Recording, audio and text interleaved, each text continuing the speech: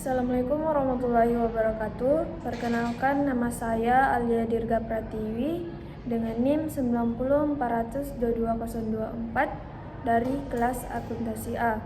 Baiklah, di sini saya akan menjelaskan materi dari kelompok 6, yaitu mengukur dan mengendalikan aset perusahaan. Di mana yang pertama itu yang harus diketahui struktur analisisnya. Di mana manajemen organisasi adalah kelompok orang yang bekerja bersama-sama untuk mencapai tujuan atau goals organisasi, yaitu mencapai hasil tertentu, di mana tujuan organisasi sangat beragam, misalnya mencari laba, produktivitas, moralitas tinggi, memberikan jasa ke publik, dan sebagainya. Manajemen adalah pimpinan dari organisasi dan memiliki hierarki tertentu, di mana hierarki manajemen adalah pembagian manajemen menjadi beberapa lapisan. Semakin kompleks organisasi, maka semakin banyak lapisan manajemen yang dibentuk. Nah, secara garis besar, fungsi manajemen adalah perencanaan atau planning, pengarahan atau directing, pengorganisasian atau organizing, dan pengambilan keputusan atau decision making. Pengendalian manajemen merupakan sebuah keharusan dalam suatu organisasi agar goals atau tujuan organisasi tersebut tercapai.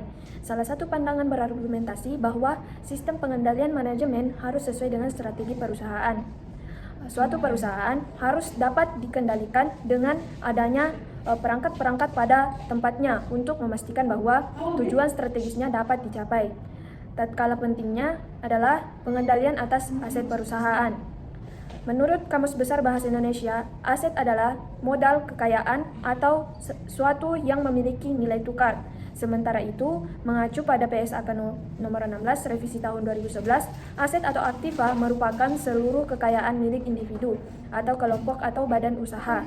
Jika dilihat dari bentuknya, aset dapat berupa benda atau hak yang diperoleh melalui transaksi di masa lalu, contohnya saham atau paten. Yang pertama itu pengukuran aset perusahaan pada kas, di mana hampir semua perusahaan mengendalikan kas secara terpusat, karena pengendalian pusat memungkinkan penggunaan saldo kas yang lebih kecil daripada jika semua unit usaha memegang saldo kas yang dibutuhkannya untuk menyeimbangkan perbedaan antara kas masuk atau kas keluar. Nah, saldo kas unit usaha mungkin hanya akan merupakan selisih antara penerimaan dan pengeluaran harian. Hal itu berakibat saldo kas aktual pada tingkat unit usaha cenderung jauh lebih kecil dibandingkan dengan saldo kas yang diperlukan jika unit usaha merupakan suatu perusahaan independen. Oleh karena itu, banyak perusahaan yang menggunakan rumus untuk menghitung kas yang akan dimasukkan dalam dasar investasi. Di lain pihak, mungkin untuk mengatakan bahwa unit usaha dapat meningkatkan kembali uang, menginvestasikan kembali. Di lain pihak, mungkin untuk mengatakan bahwa unit usaha dapat menginvestasikan kembali uang yang diperoleh dari piutang, dan karena itu piutang harus dimasukkan pada harga dan pada harga jualnya. Yang biasanya dilakukan adalah mengambil alternatif yang lebih sederhana, yaitu memasukkan piutang pada nilai buku yang merupakan harga jual, diukurnya penyisihan atas piutang tak tertagih. Kemudian yang ketiga itu ada persediaan, di mana persediaan biasanya diperlukan sama seperti piutang, yaitu dicatat pada jumlah akhir periode meskipun rata-rata antar periode lebih baik secara terkonsep.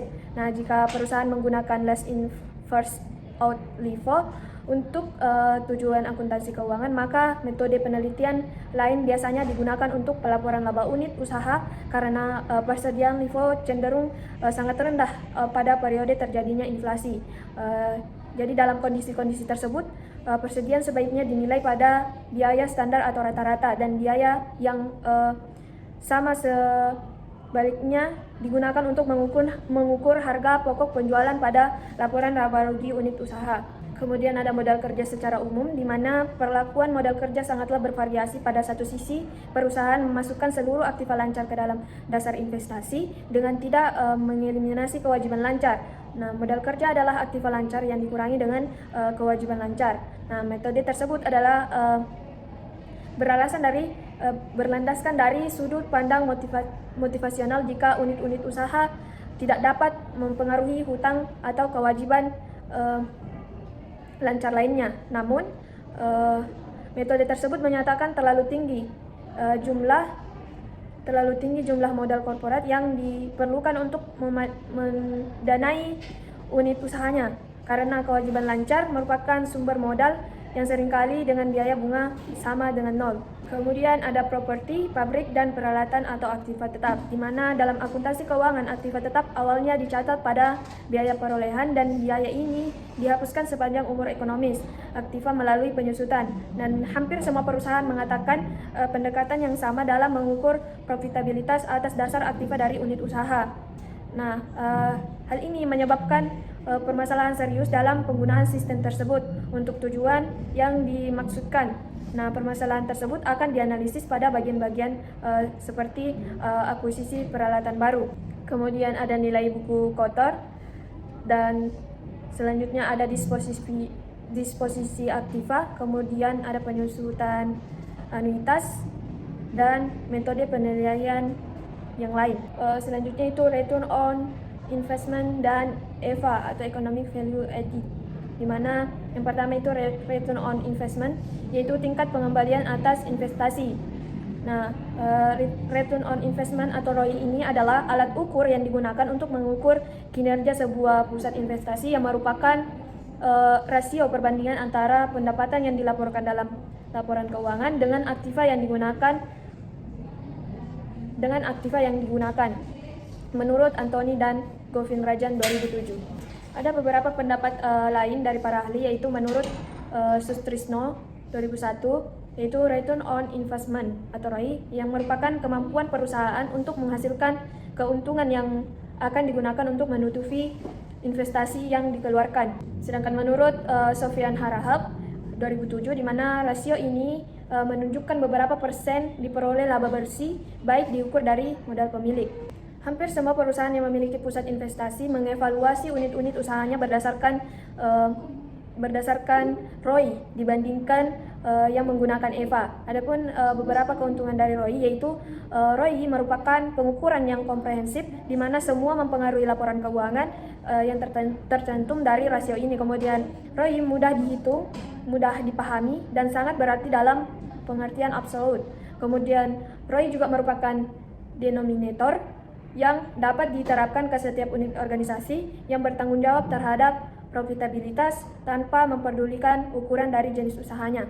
Namun, ROI juga memiliki beberapa kelemahan yang dikemukakan oleh Abdullah 2001, yaitu yang pertama, mengingat praktik akuntansi dalam perusahaan seringkali berbeda, maka kelemahan prinsip yang dihadapi adalah kesulitan dalam membandingkan rate of return suatu perusahaan dengan perusahaan lain. Kemudian dengan menggunakan analisis rate of return atau return investment, itu saja tidak dapat dipakai untuk membandingkan dua perusahaan atau lebih dengan memperoleh hasil yang dimasukkan.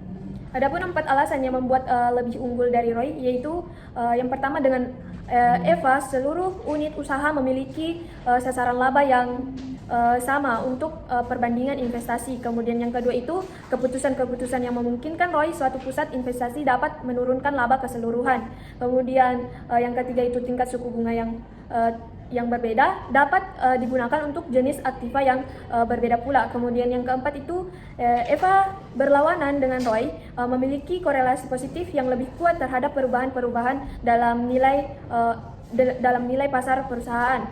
Selain berbagai keunggulan, konsep EVA juga memiliki kelemahan-kelemahan seperti yang pertama itu secara konseptual, EVA memang unggul daripada pengukur tradisional akuntansi, namun secara praktis belum tentu dapat diterapkan dengan mudah. Kemudian EVA juga adalah alat ukur semata dan tidak bisa berfungsi sebagai cara untuk mencapai sasaran perusahaan, sehingga di penilaian suatu cara bisnis tertentu untuk mencapai sasaran perusahaan.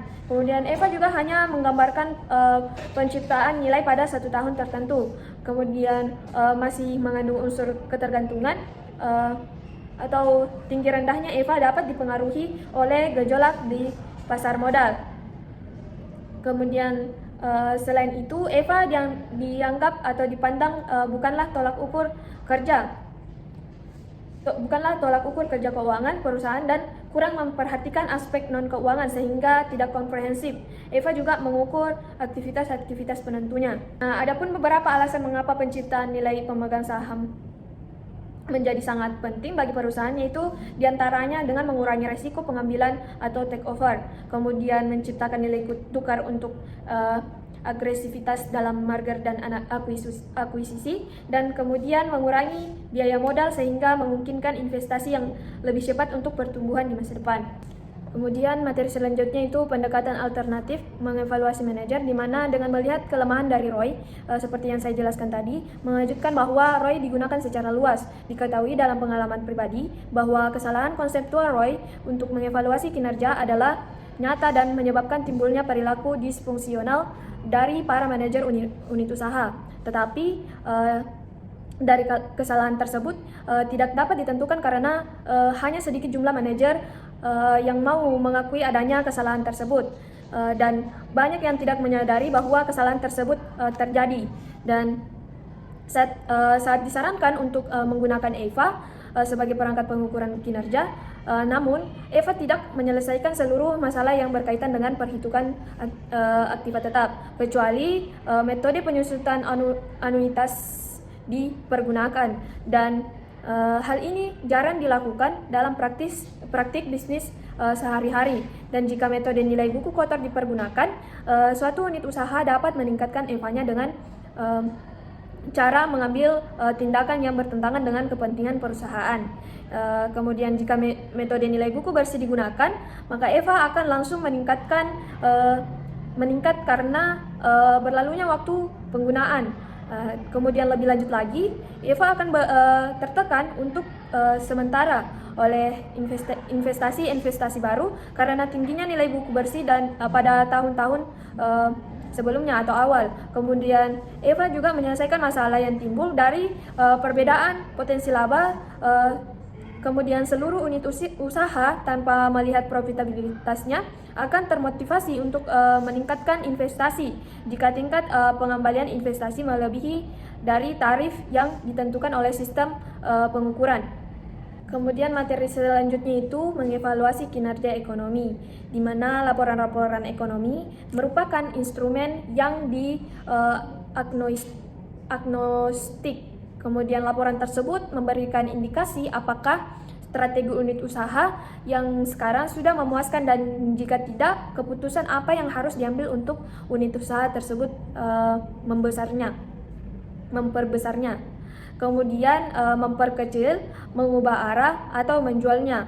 Dan laporan ekonomi dapat dijadikan dasar untuk memperoleh nilai perusahaan secara keseluruhan. Dan nilai semacam ini disebut break up value, di mana yaitu estimasi jumlah yang akan diterima oleh para pemegang saham jika masing-masing unit usaha dijual. Kemudian break up value itu berguna bagi organisasi luar yang sedang akan membuat penawaran pengambilan alih perusahaan, dan tentu saja laporan ini juga berguna bagi pihak manajemen dalam menilai suatu tawaran. Dan secara konseptual, nilai suatu unit usaha ialah nilai sekarang dari pendapatan di masa depan. Hal tersebut dihitung dengan mengestimasi arus kas untuk setiap tahun di masa depan, dan mendiskontokan setiap arus kas pada tarif laba yang telah ditentukan. Kemudian analisis tersebut dilakukan untuk 5 atau mungkin 10 tahun yang akan datang. Dan aktiva yang ada di tangan pada akhir periode diasumsikan memiliki nilai tertentu, disebut nilai akhir atau terminal value, di mana yang diskontokan dan ditambahkan ke nilai arus kas tahunan. Estimasi tersebut pada umumnya berupa estimasi yang kasar, namun tetap memberikan cara yang berbeda dalam melihat unit-unit usaha dibandingkan dengan apa yang ada pada laporan kinerja. Mungkin hanya sekian materi yang bisa saya jelaskan, kurang lebihnya mohon dimaafkan. Wabillahi taufiq wal hidayah. Wassalamualaikum warahmatullahi wabarakatuh.